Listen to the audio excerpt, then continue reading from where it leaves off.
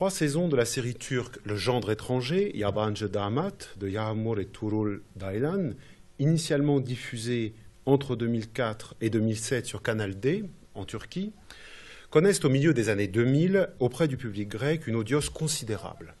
Certains critiques ont même parlé de phénomène de société, cette série étant la première des séries turques à succès sur les écrans grecs. Le Gendre étranger, Yabancı Damat, rebaptisé en grec Les frontières de l'amour, Ta Sinorat Agapis, arrive à l'été 2005. Il se trouve que j'étais à l'été 2005 en Grèce, j'ai vu une espèce de phénomène tout à fait étonnant, en prime time, et repris plusieurs fois par jour sur la principale chaîne privée, donc une énorme audience, méga, en version originale sous-titrée, comme il est d'usage à la télévision grecque. Donc en turc, on entendait du turc toute la journée à la télé grecque, je sais pas si vous voyez un petit peu le truc, sous-titré en grec. Elle est en outre l'une des premières séries commercialisées en Grèce en DVD, donc vendue avec un périodique, comme ça se fait avec un journal, pardon, avec un quotidien, comme ça se fait communément pour les 2 premières saisons. Ce qui veut dire que ceux qui vont l'acheter n'ont pas l'habitude de télécharger les séries sur le web. Sinon, on n'achète aucun DVD de série, jamais en Grèce. Mais on le trouve également sur des sites web extrêmement consultés en Grèce et dans la diaspora qui reprennent les programmes de des principales chaînes de télévision grecques. Cette série, elle met en scène une histoire d'amour entre un jeune homme grec, Nikos, et une jeune femme turque, Nazlı, qui suscite de vives réactions dans leurs familles respectives. Les réalisateurs entendent y dénoncer les préjugés qui caractérisent le regard porté sur le voisin de part et d'autre de la mer Égée. En prenant pour corpus d'études les 29 épisodes de la première saison, je me propose de montrer que leur démarche s'avère peut-être moins subversive qu'il n'y paraît et vient, in fine, souvent conforter ces mêmes préjugés alors que se pose la lancinante question de l'adhésion de la Turquie à l'Union européenne. Alors je vais procéder en 3 parties. Première partie, la rencontre de 2 mondes, avec un extrait du premier épisode, c'est la rencontre des 2 protagonistes. Vous allez voir tel que ça se présente à la télé grecque, en turc, sous-titré grec. Ce qui est en anglais, sous-titré en turc et en grec. Je ne doublerai en français que ce qui est en turc.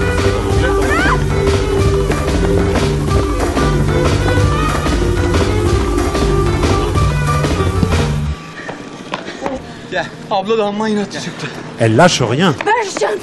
Rendez-moi mon sac.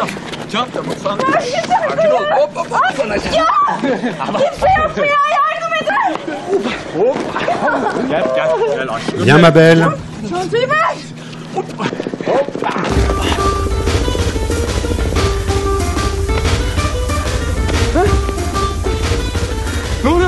Qu'est-ce qui se passe? Qui t'es toi? C'est qui toi?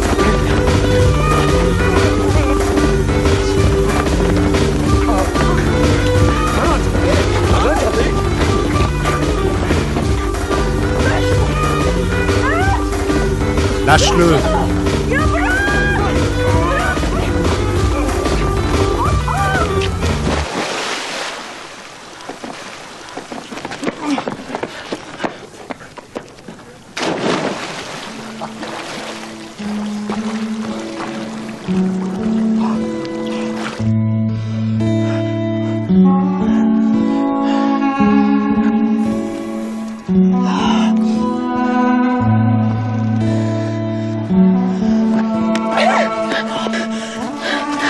I just trained to help.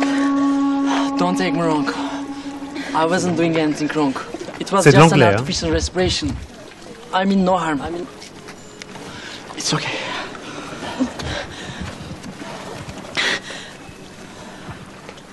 What is going on? Some guys were attacking you. I happened to hear your voice. Okay?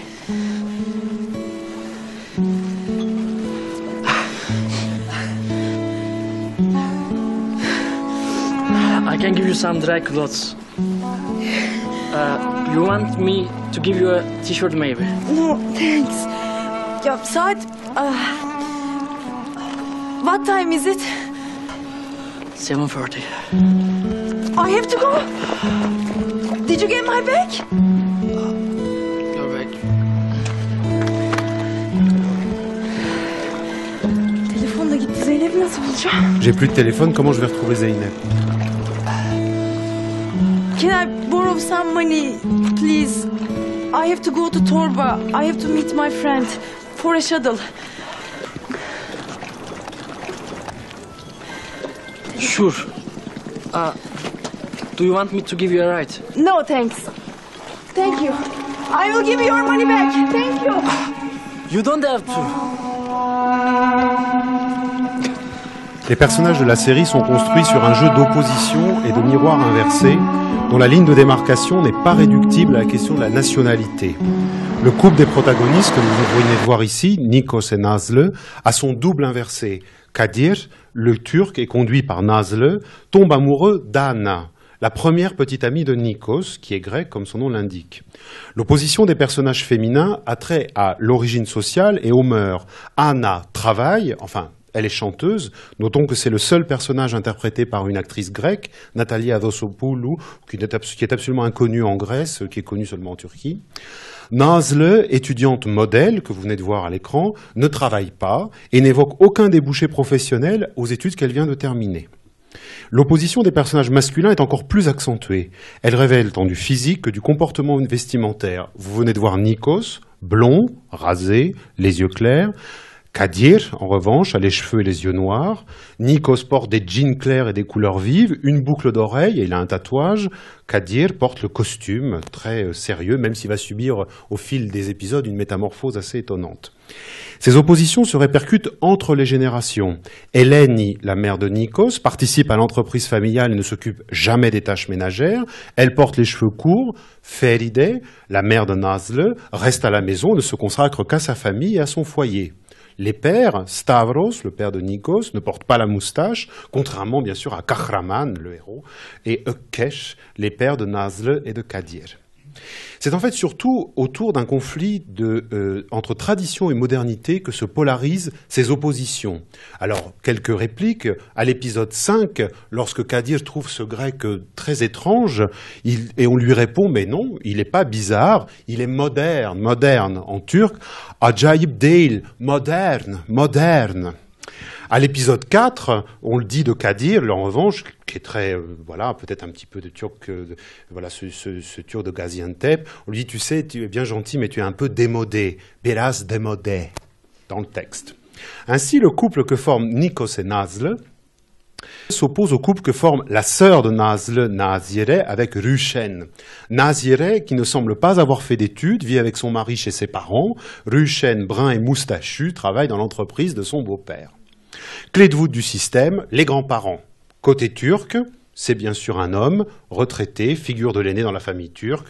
Côté grec, c'est une femme, et en l'occurrence une femme de pouvoir, Ephalia. Ce jeu d'opposition assez systématique est renforcé par l'écriture. Citons l'usage plus que fréquent du chant contre chant, allié au gros plan, et parfois même, épisode 9, au très gros plan, vraiment très gros plan sur des parties du visage.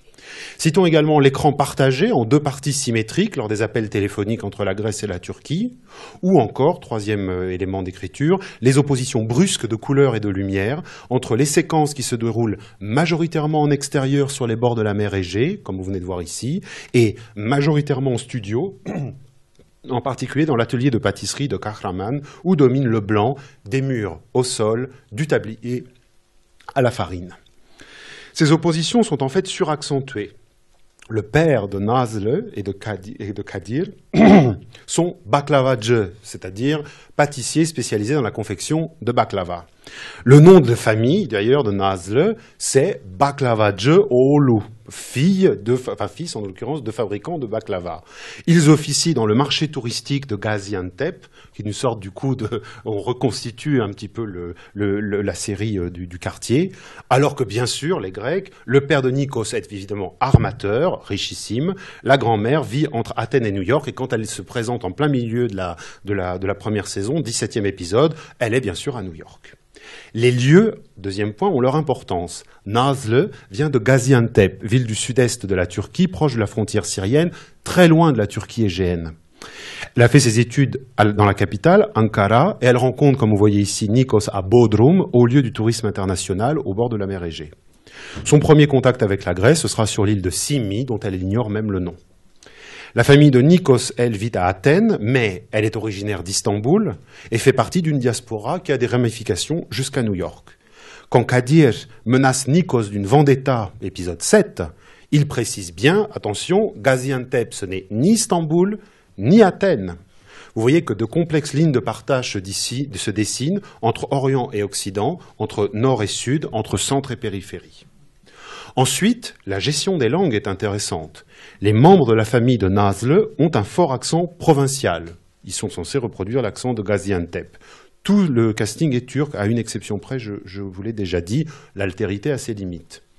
Les personnages grecs mêlent quelques mots de grec et le turc. En fait, tout le monde parle turc. Ils ont grandi en Turquie, ça pourrait paraître normal, mais deux éléments sont frappants. Le moins intéressant, les acteurs turcs qui interprètent les personnages grecs, lorsqu'ils parlent en grec, ont en fait un fort accent turc. D'ailleurs, ça s'améliore au fil des saisons. Le plus intéressant, les personnages grecs qui ont grandi en Turquie parlent le turc, mais avec un accent grec.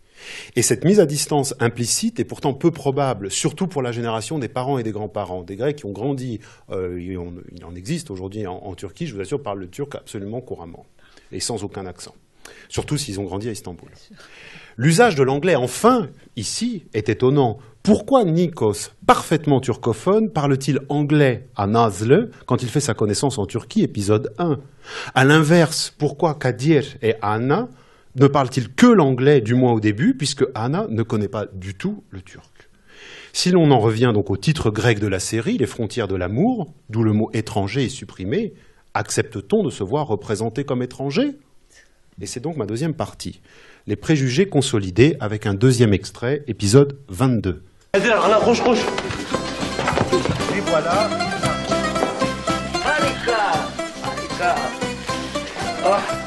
Les beaux-parents qui accueillent leurs beaux-parents respectifs. Bienvenue. Mais vous parlez turc ? Eh, un petit peu. Ma sœur a vécu 5 ans en Turquie. 5 ans et demi. Très honoré. Nous de même.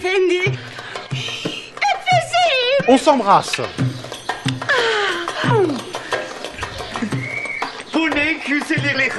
Vous êtes superbe, Hayriye. Quelle beauté! J'ai écorché votre nom? Non, c'est bon, c'est bon. Vous vous entendez bien ce que je vois. Kadir, ma mère. Enchanté.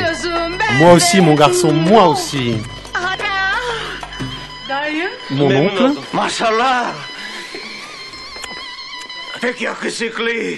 Qu'est-ce que vous êtes beau, mais beau! Elle a bon goût, notre Anna.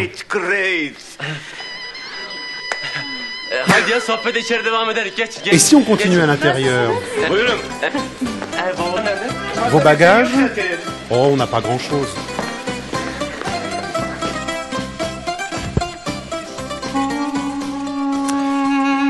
Le premier point concerne les questions de mœurs, en particulier les rapports entre hommes et femmes dans une série où la sexualité n'est pas dissociée de la procréation. En effet, ces jeunes gens veulent se marier sans avoir jamais eu aucun rapport intime, et leurs parents grecs et turcs sont solidaires sur un point, c'est qu'ils veillent à cela, qu'il n'y ait aucun rapport intime. Prenons quelques exemples. Les femmes grecques qui ne sont pas dans le monde des affaires exercent une profession artistique, implicitement associée à une grande liberté de mœurs, on le voit ici. Anna est chanteuse et lors de sa première apparition, épisode 2, elle est sur le yacht de Nikos, jambes et pieds nus et en robe, tandis que Nazlı est bien sûr chaussée et en pantalon. Anna renonce du reste à son métier en se mariant avec Kadir. Si elle devient une femme respectable, elle n'est plus chanteuse. La mère d'Anna, Nana, que vous venez de voir ici, a été actrice dans le cinéma turc classique, sous le nom d'emprunt Nina Morelli, ce qui n'est pas très flatteur. Quant à l'oncle d'Anna, que vous avez vu ici, unique figure masculine de cette famille, c'est un photographe, personnage fantasque, aux cheveux teints, efféminés, qui demande à la belle-mère des recettes de cuisine et travaille pour 2 magazines, je cite dans cet épisode, l'un culturel, l'autre pour homme. L'homosexualité jamais explicitement formée est là encore l'apanage de l'autre, au point que Ökkeş, le père moustachu que vous venez de voir, s'inquiète un peu de voir l'oncle dormir dans la chambre de son fils. En même temps, si c'est pas la future mariée, c'est l'oncle, il faut choisir. Par ailleurs, la Grèce assimilée à l'Occident apparaît comme un lieu de piège, où les corps sont exposés dans les médias. Nazlı tourne une publicité en Grèce et elle est montrée dans un montrage truqué, dos nu à la télévision, ce qui est pour elle la pire humiliation. C'est avec beaucoup plus de légèreté que la question du corps masculin en Turquie est traitée, notamment à travers la circoncision qu'un temps, la famille de Nazlı veut imposer aux Grecs orthodoxes chrétiens, donc Nikos. Vous imaginez ce que ça donne. À côté des questions de mœurs, ce sont les options politiques qui, contrairement aux annonces faites, sont moins nouvelles. Certes, les personnages ne manquent pas de remarquer explicitement la proximité des traditions des deux peuples. Les danses et la musique, épisode 2, le ouzo et le rakı, épisode 3, le tavli, donc c'est le jaquet, le backgammon, le tavli et le tavla, épisode 15, mais des préjugés plus solidement ancrés ne sont pas déconstruits. Premier point, épisode 15, le nom, et j'ai vu qu'il y a eu une petite hésitation sur le nom, Istanbul, Constantinople. On revient encore là-dessus. Et on ne dit pas bien sûr Constantinople, Konstantinopolis, en grec, en plus avec une terminaison ancienne, qui est très peu probable. Épisode 2, les eaux territoriales, associées, épisode 3, à la prison, évidemment. On présente les Jeux Olympiques comme berceau de la civilisation, et la Grèce antique comme berceau de la civilisation, épisode 11 comme une propagande de la part de la Grèce. Je vous laisse tout ça à votre appréciation. Deuxième point, l'argent. Les Grecs sont associés à l'argent. Nikos, vous le voyez ici, prête de l'argent au premier extrait. La première chose qu'il fait, c'est qu'il lui prête de l'argent. La grand-mère reproche la cupidité de Nazlı, épisode 20, et Nazlı se lance dans un grand dithyrambe en expliquant eux, les pauvres, ils sont pauvres, ils n'ont pas d'argent, alors qu'en fait, ils habitent dans une petite maison tout à fait cossue, et très jolie d'ailleurs, de Gaziantep. Ensuite, bien sûr, c'est le passé commun qui est un peu éludé. Certes, on s'émeut des Grecs chassés en 64 d'Istanbul, mais on leur oppose bien sûr tout de suite les Turcs de Chypre.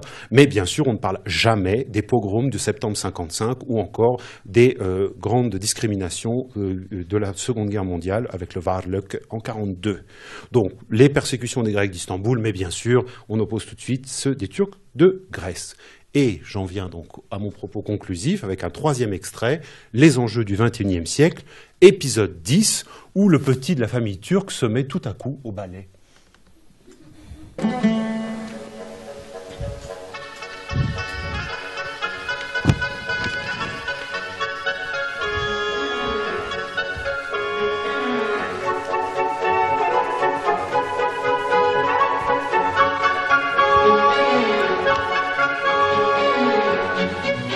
Donc le frère de Nazlı, le petit frère de Nazlı,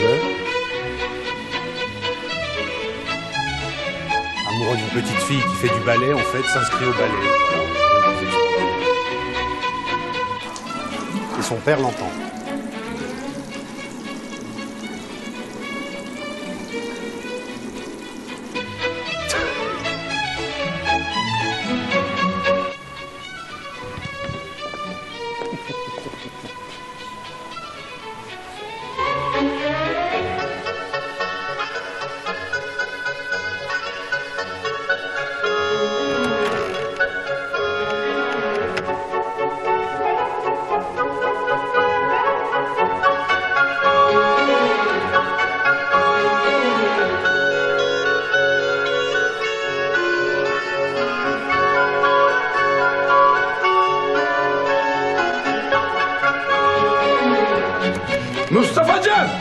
Mustafa Can.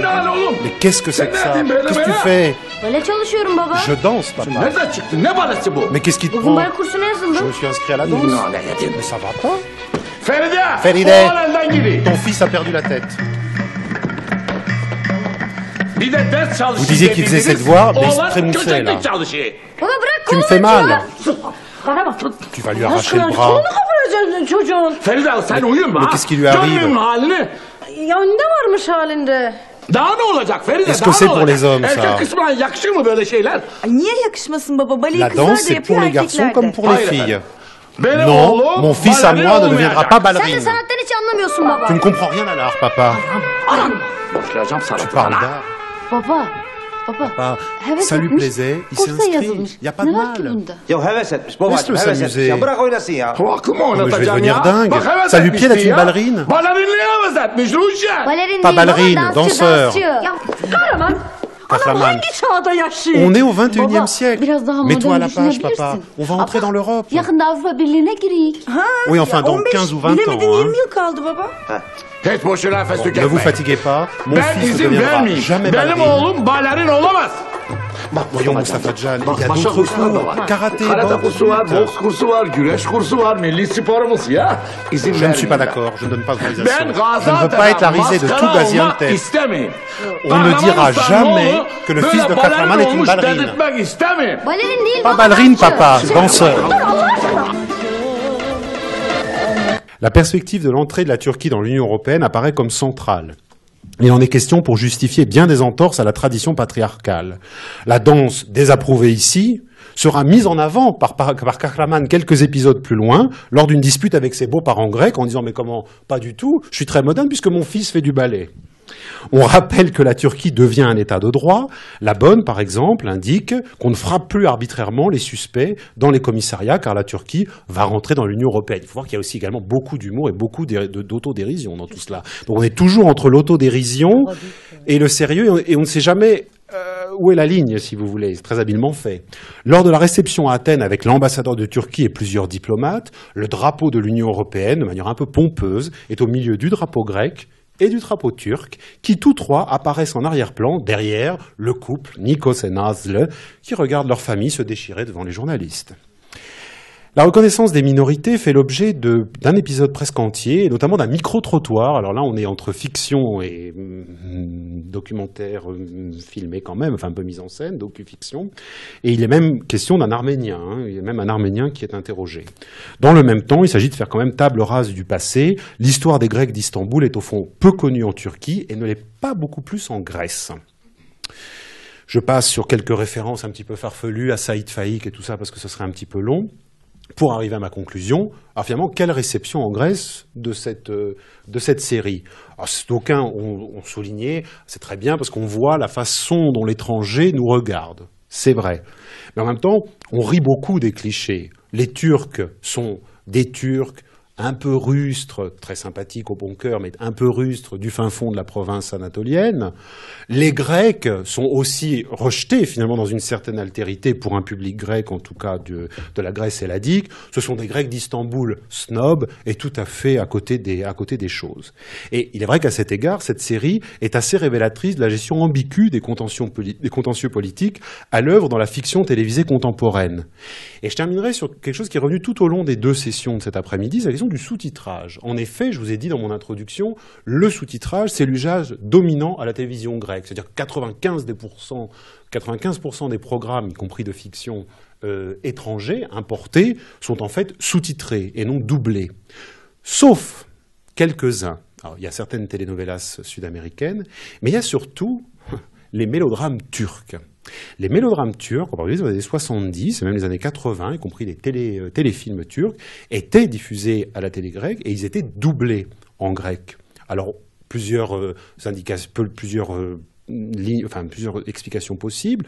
Le faible alphabétisme, peut-être la faible alphabétisation du public qui le regardait. Deuxième point, une certaine proximité culturelle qu'on voulait retrouver. Toujours est-il que là, ces séries télévisées depuis le milieu des années 2000, elles sont toutes sous-titrées. Alors on peut dire que c'est pour faire des économies, certes. Peut-être pas. Peut-être que justement, c'est bien pour les tenir à distance dans une certaine altérité. Et là, on voit très bien une ligne de partage très forte entre une réception des séries turques dans le monde arabe et une réception des séries turques, au moins en Grèce, peut-être dans l'ensemble de l'Europe du Sud-Est. Je vous remercie de votre attention.